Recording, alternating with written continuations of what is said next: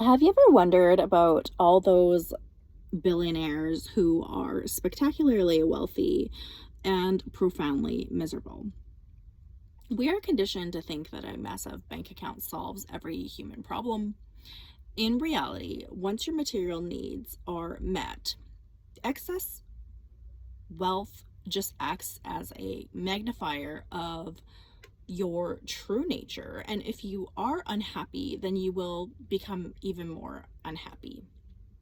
Wealth can insulate you from the frictions of life that actually make life feel real.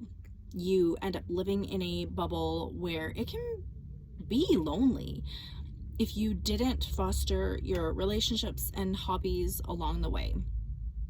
You start looking at every friendship, every romantic partner, and even your family through a lens of criticalness and transaction. You may be constantly wondering if people care for who you are or if they're just positioning themselves to get a piece. When you can buy anything, not much can have value anymore. The thrill of saving up for something special is gone when you can purchase it with one careless swipe. You can tend to lose the sweet sense of anticipation, and everything can feel flat. Constant, instant gratification absolutely ruins your brain's dopamine pathways. When there is no gap between wanting something and getting it, your brain stops producing the joy of pursuing. Nothing can excite you because everything is too accessible. They end up chasing crazier and crazier highs just to feel a level of genuine spark and emotion.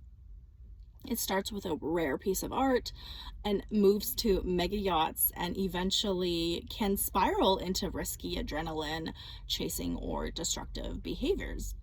They are essentially trying to shock a numb system back into their lives. Some social circles can quickly fill up with yes men. They lose the honest, blunt feedback from real friends, genuine friends that keep us human beings grounded. Without these boundaries, your ego can expand to a pathological degree. They can become hypersensitive to any form of criticism because they've built their entire identity on feeling superior. That fear of being ordinary drives a relentless, exhausting need to perform status. Every vacation, dinner, and house purchase becomes a stressful tactical move in a game that you never feel like you're winning.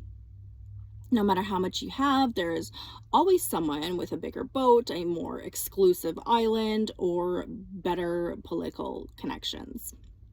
People end up living in a house that they don't find comfortable or cozy, eating food that is too pretentious to truly enjoy, and talking to people that maybe they don't necessarily want to be around. Managing multiple estates, a team of staff, and trusts and legal entities becomes a massive, stressful corporation of your own creation.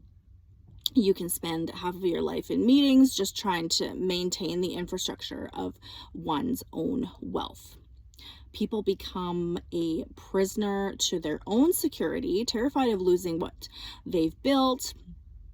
The fear of financial ruin, even if it's highly unlikely, becomes an obsessive low-grade panic. They start viewing the rest of the world as a threat, hiding behind high security gates, bodyguards, and non-disclosure agreements. This constant state of defense makes it almost impossible to raise healthy, grounded children. They worry that if you give your children everything, they will become spoiled and maybe useless. But if you are withholding wealth, they can resent you. Most of the time, they can easily grow up to a distorted sense of reality and a lack of ambition. It makes you look back at your early days of struggle with a strange sense of nostalgia. You remember when a cheap pizza after a hard week felt like a triumph because you were building towards something. Now that you've arrived at the destination, people tend to realize that the journey was only part of what actually mattered. People tend to say to themselves, I'll be happy once I make my first million, because you made it, and what now? When you make a mistake, you can just throw money at it and make it go away, which means you may never actually grow. It's ironic how the pursuit of absolute freedom ends up creating the ultimate prison of routine. The simplicity of just being is entirely lost to the pressure of becoming. You see a family laughing together over a cheap meal at a park, and you would gladly trade half of your net worth to feel that genuine warmth. The tragic truth is that spectacularly wealthy people and that type of lifestyle often demands the level of sacrifice of the very things that make life worth living.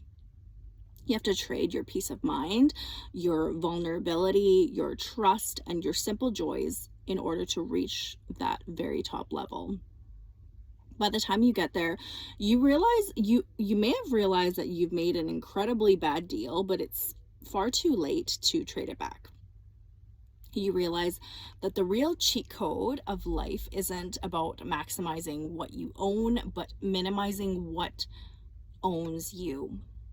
It's the major shift from chasing more to falling in love with enough.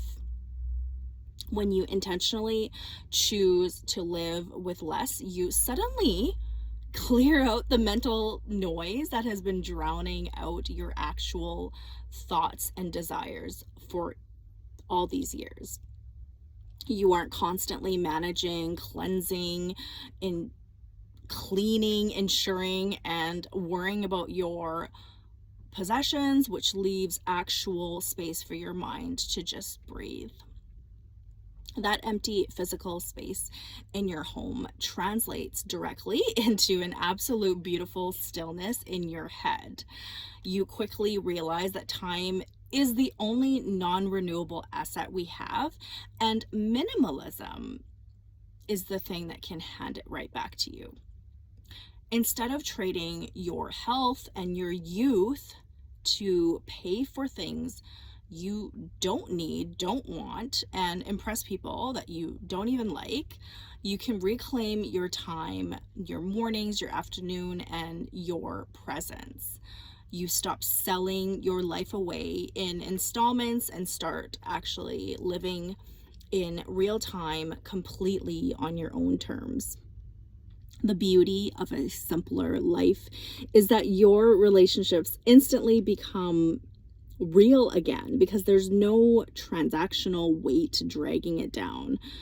When you aren't flashing status or throwing money around, the people who show up in your life are there because they genuinely enjoy being around you and are eager to hear your thoughts.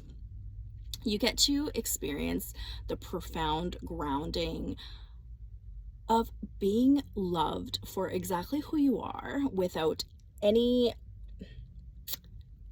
kind of distraction. Your brain's dopamine pathways actually have a chance to heal and reset when you stop overstimulating them with constant consumption.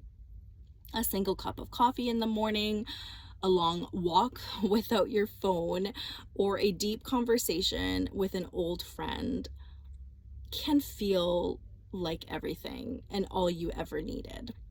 There's a quiet, untouchable power in opting out of the status game that we're all in. When you decide you have nothing to prove and no one to compete with, the constant pressure of comparison can slip away off your shoulders, and you can watch people run themselves ragged on that treadmill where you used to be, while you are sitting comfortably on the sidelines, completely content with your small, beautiful corner of the world. Living lightly makes you resilient and adaptable to whatever chaos the world decides to throw at you. If you can pack your entire life into a couple of bags and feel completely at peace, you are immune to the fear of losing your status. You carry your home, your security, and your joy inside of yourself, which means that no market crash or economic shift will truly bankrupt you, because you have found meaning and purpose in the things that matter. Ultimately, the path of minimalism leads you back to yourself, which is one place extreme wealth actually will always distract you from visiting. You stop looking outward for a savior or a distraction and start cultivating an internal landscape that is rich, warm, and completely self-sustaining. You realize the ultimate luxury isn't having everything, it's needing absolutely nothing.